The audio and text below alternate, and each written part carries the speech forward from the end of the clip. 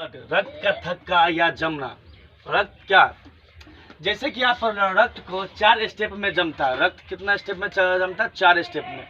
केवल है क्या कि ये जो है थ्रोम्बोसाइट जो है ना, सबसे पहले क्लॉथिंग ट्रांसपोर्टिंग प्रोसेस, ये केवल 4 मिनट में जमा देता है। जो हमारे शरीर का जब हाथ होती है कहीं पर बॉडी एक्शन मतलब एक्शन कर जाता है तो केवल होता है क्या, 4 मिनट में वो जमा देता है। इसमें है ना थ्रोम्बोसाइट, जिसमें जानते होंगे तो थ्रोम्बोसाइट है जो प्लेटा होता है ना, ये वायु के संपर्क में आ जाता है। और जब वायु के संपर्क में आ जाता है ना तो ये बन जाता है थ्रोम्बोप्लास्टिन। थ्रोम्बोप्लास्टिन दूसरा स्टेप देख लीजिए। पहला स्टेप हो गया थ्रोम्बोसाइट, दूसरा स्टेप हो गया थ्रोम्बोप्लास्टिन।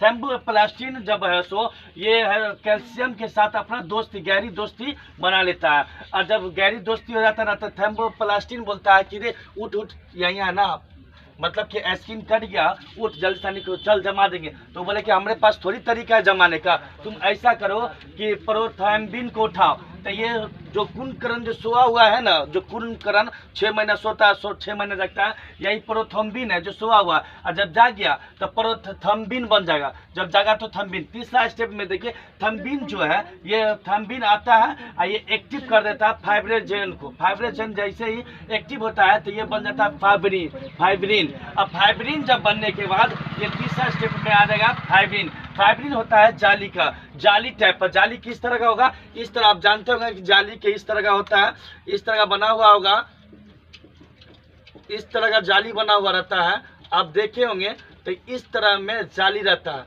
ये किस में होता है? ये फाइब्रिन जो है वो जाली होता है जिसमें रुधिर आरबीसी डब्ल्यूबीसी आरबीसी प्लेट, ये क्या होता है कि इसमें जम जाता है। आप जानते होंगे कि कोई नाली है, नाली में अगर हम छड़ डाल देंगे तो उस नाली का जो कचरा है तो वो एक साइड रुक जाएगा और पानी है सो वो बंद हो जाएगा। तो इसी के प्रकार जो होता है ये फाइब्रिन जो है, फाइब्रिन ये जाली होता है जिसमें रुधिराणु अगर आ गया, आने के बाद ये जाली में स्पष्ट ये पास नहीं हो पाएगा तो यहाँ पर ही जाएगा डब्ल्यूबीसी, वो भी फंस जाएगा, आरबीसी जाएगा, ये भी फंस जाएगा, प्लेटा भी जाएगा, वो भी फंस जाएगा। तो इसी को बोलते हैं रक्त का थक्का।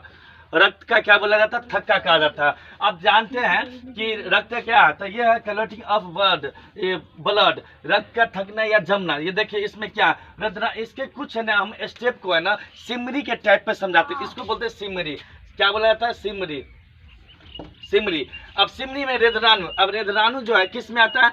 रेदराणु जो है ये किस में है? डब्ल्यूबीसी आरबीसी प्लेटा। इसमें क्या है जिसमें जमाने का काम करता है? थ्रोम्बोसाइट प्लेट जिसको बोलते हैं थ्रोम्बोसाइट को। और थ्रोम्बोसाइट जिसमें होता है प्रोटीन। तो प्रोटीन किसके साथ होता है? संपर्क करता है। प्रोटीन संपर्क करता है फाइब्रोजिन और प्रोथ्रोम्बिन, ये दूठों के साथ संपर्क अपना बनाता है। अब देखिए तत्व या धातु, तो आप जानते होंगे कि आयरन क्या है? आयरन जानते होंगे जिसके कारण हीमोग्लोबिन होता है, हीमोग्लोबिन ही में पाया जाता है आयरन। तो इसके 2 है तत्व होता है जिसके साथ ये संपर्क कर लेता है कैल्शियम से। कैल्शियम से संपर्क करता है ये तत्व या धातु, इसको किससे संपर्क करता है? कैल्शियम से। अब देखिएगा विटामिन के ये बच्चों में पाया जाता है, चाइल्ड में, बच्चों में पाया जाता है। ये क्या होता है? बच्चों में सबसे ये सही होता है कि बच्चों में के पाया जाता है। यही के कारण है ना ये क्या होता है कि सब तो खून जो जम जाता है ना तो ये चार स्टेप मिल के ये खून जमाता है। 4 स्टेप को मिलकर ये खून जमाता है। किसकी कमी होता है? विटामिन के की कमी के कारण है सो खून जम जाता है। अब देखिए एंटी क्लॉथिंग का होता है हेपरिन किस में होता है? लीवर में जैसे होता है आरबीसी डब्ल्यूबीसी, मतलब प्लाज्मा होता है, फिर उसके बाद प्लेटियम होता है। तो ये सब होता है लीवर में होता है। तो ये होता है हेपरिन। तो भगवान भी है ना तो सोच समझ के कहा, कौन भी वैज्ञानिक के यहाँ पर क्या है ऊपर वाला कि अपने दिमाग में क्या लगा कि ऐसा करो, हम ऐसा चीज बनाते हैं ना, चीज का आविष्कार कर देते हैं जिसके अंदर से आपके शरीर में खून जमने ही नहीं देता। तो ये जमाता है क्या? ये बना दिया किसको? हेपरिन को। हेपरिन बना दिया। हेपरिन क्या बनाया कि हमारे शरीर में कोई ऐसा जगह भी नहीं है जिसको खून जमने नहीं देता। अब ये सब क्या आएगा?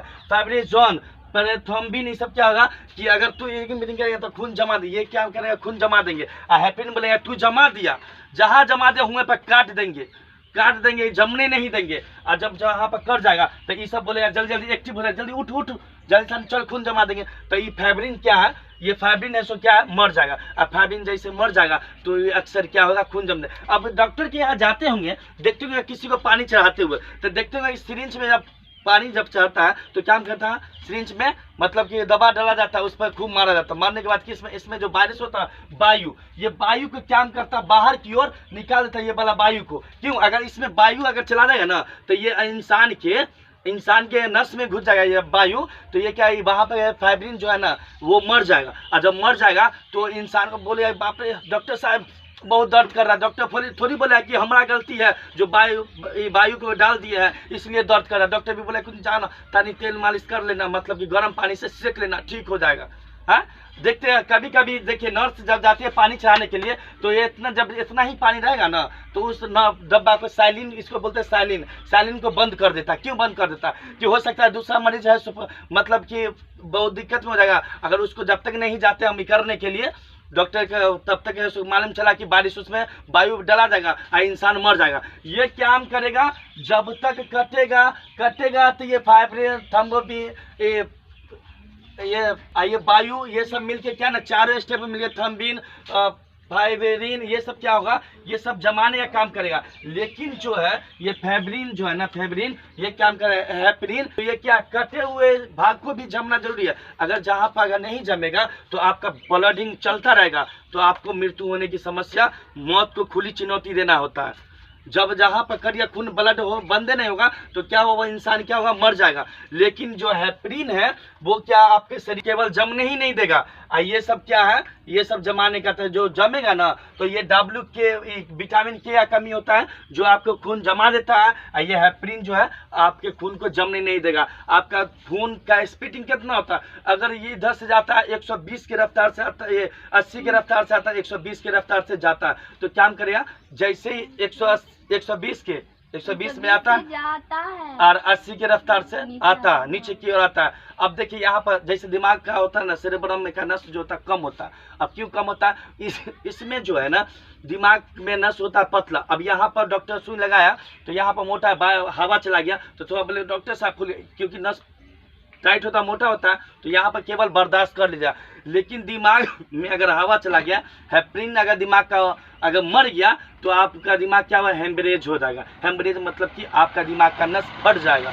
तो अक्सर यहाँ पर अगर आके जाम लग जाए, यहाँ पर आके जो हेपरिन क्या करेगा, यहाँ पर कोई ऐसा भाग को अगर काट दिया जाए और काटने के बाद यहाँ पर जमा दिया जाए तो ये जैसे ही यहाँ पर जैसे जम गया तो इधर से रफ्तार मारे था, ये प्रेशर 120 का जैसे मारता है ना, तो ये तो अक्सर पतला नस शायद फट जाएगा ना।